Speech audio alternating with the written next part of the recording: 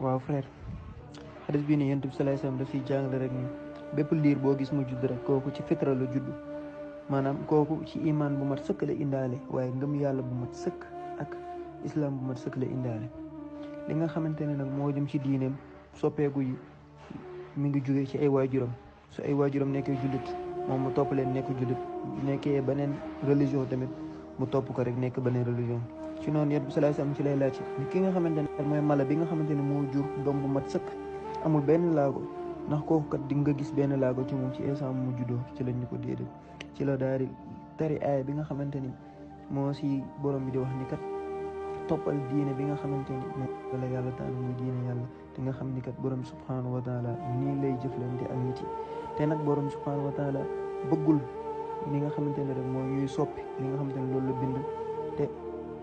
diine bii nga xamante ne mooy diine islam mooy diine